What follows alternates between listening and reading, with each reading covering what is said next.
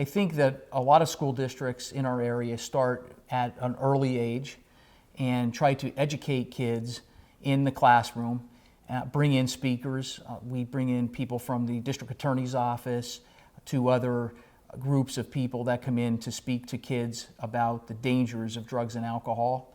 One of the biggest areas that we have issues with in schools today is vaping. Years ago, 20, 25 years ago, the big emphasis was on cigarettes. Today, we see a change from not smelling cigarettes in the bathroom, but vaping. And some of them are flavored, some of them are not flavored. If they're not flavored, you can't smell them. They're easy to get in, they're easy to smoke because of the fact that they don't really have much of a smell to them as the old cigarettes used to have. And the other issue with vaping is the fact that kids may actually be putting other substances in them other than what they are supposed to be used for, which they could get highs and they could actually get very sick, they could get very ill, or they could even, it could lead to death.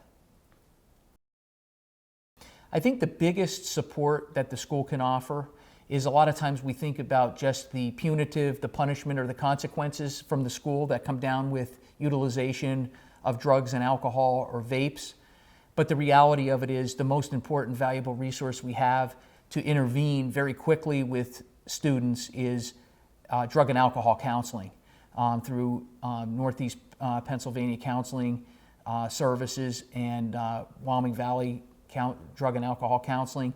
We can get to kids at a younger age to prevent these drugs and these tobacco products from becoming a gateway drug to bigger things later on in life. If we could get them early, that's what we want to try to do. And from an educational standpoint, we run a lot of different programs in all of our schools in the Wyoming Valley whereby we are essentially trying to educate students at a young age to try to be preventative. Because I think at this level, with children, younger children in particular, we have a lot more emphasis on these things, and I think they're more impressionable at those younger ages, whereby they can learn and be impressed upon that these types of things are wrong, and they would remember that later on when there's peer pressure and somebody's offering them substances that perhaps maybe they know is wrong, and they can remember those educational things that we taught kids at a younger age and say, no, I'm not interested in drugs and alcohol, I'm not interested in vaping